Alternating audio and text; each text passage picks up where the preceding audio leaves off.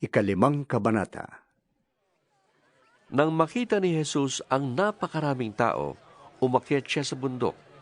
Pagkaupo niya ay lumapit ang kanyang mga alagad at sila'y tinuruan niya ng ganito. Mapalad ang mga taong walang inaasahan kundi ang Diyos, sapagkat mapapabilang sila sa mga pinag-aharian ng Diyos. Mapalad ang mga nagdadalamhati, sapagkat aaliwin sila ng Diyos. Mapalad ang mga mapagpakumbaba, sapagkat tatamuhin nila ang ipinangako ng Diyos. Mapalad ang mga nagmimithing makatupad sa kalooban ng Diyos, sapagkat ipagkakaloob ng Diyos ang kanilang minimithi. Mapalad ang mga mahabagin, sapagkat kahabagan sila ng Diyos. Mapalad ang mga may malinis na puso, sapagkat makikita nila ang Diyos.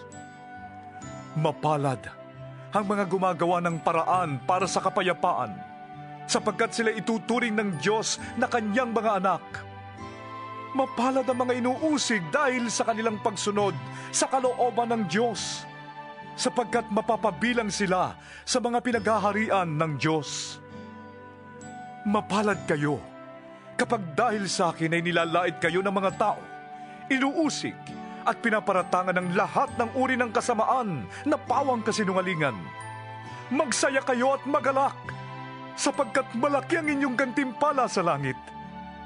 Gayon din ang ginawa ng mga tao sa mga propetang nauna sa inyo.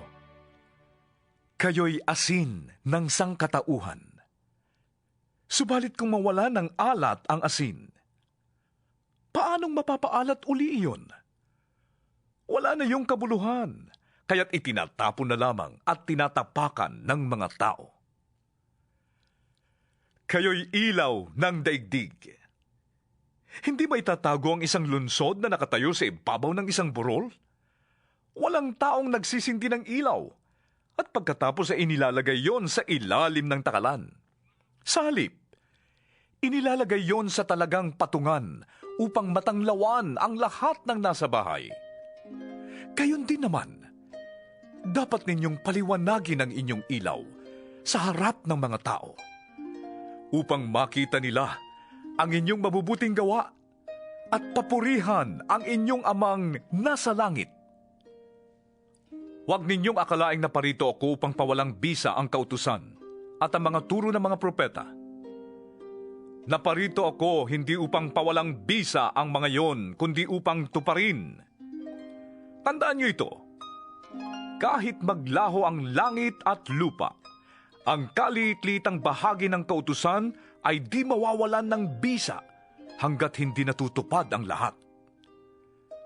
Kaya't sino mang sumuway sa kaliit-liitang bahagi nito at magturo ng gayon sa mga tao ay magiging pinakamababa sa kaharian ng Diyos. Ngunit ang tumutupad ng kautusan at nagtuturo na tuparin nyo ng mga tao ay magiging dakila sa kaharian ng Diyos. Sinasabi ko sa inyo, kung ang pagsunod ninyo sa kalooban ng Diyos ay tulad lamang ng pagsunod ng mga tagapagturo ng kautusan at mga Pariseo, hindi kayo makakapasok sa kaharian ng Diyos. Narinig ninyong iniutos sa mga tao noong una, huwag kang papatay. Ang sinumang pumatay ay mananagot sa hukuman. Ngunit sinasabi ko naman sa inyo, ang sinumang napupuot sa kanyang kapatid ay mananagot sa hukuman. Ang humahamak sa kanyang kapatid ay mananagot sa Sanhedrin. At sinumang magsabi sa kanyang kapatid, ulul ka, ay nanganganib na maparusahan sa apoy ng impyerno.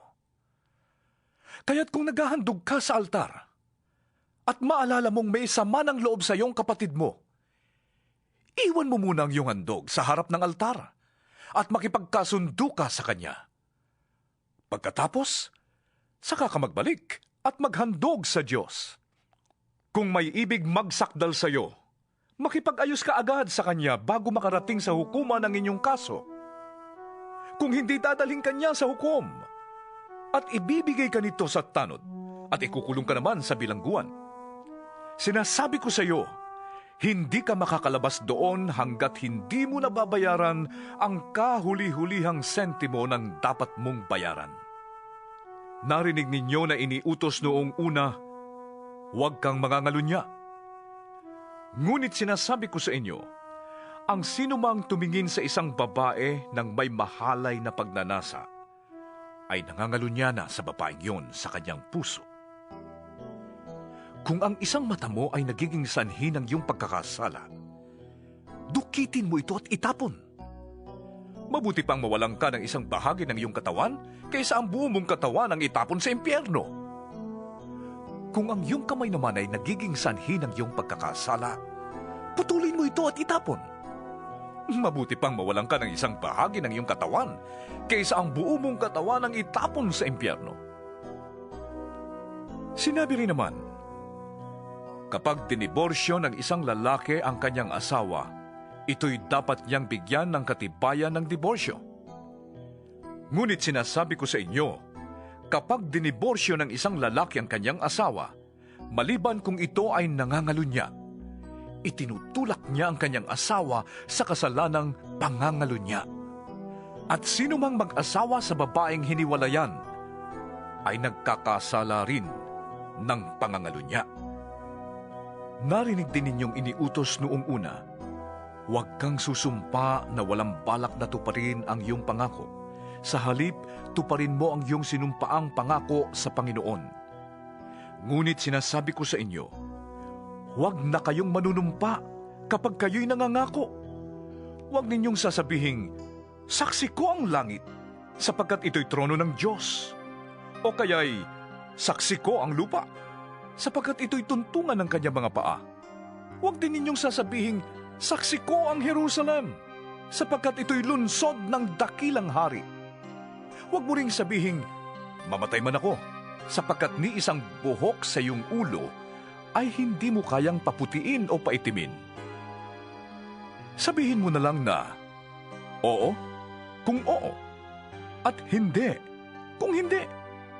Sapagkat ang anumang sumpang idaragdag dito ay buhat na sa masama.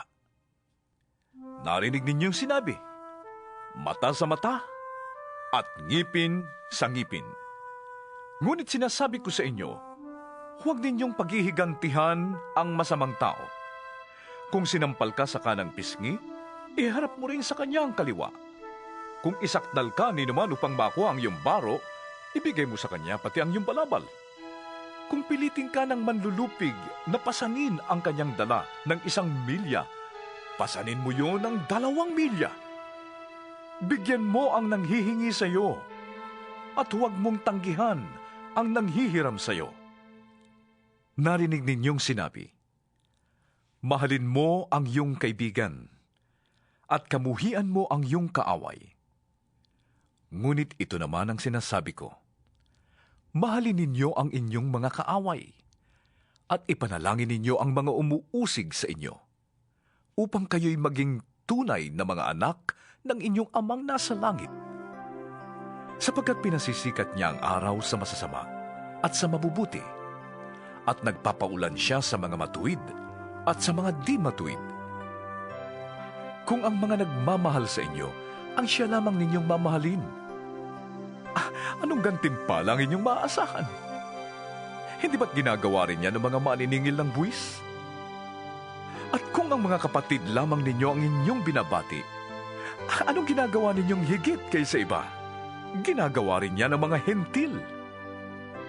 Kaya maging ganap kayo, gaya ng inyong amang nasa langit.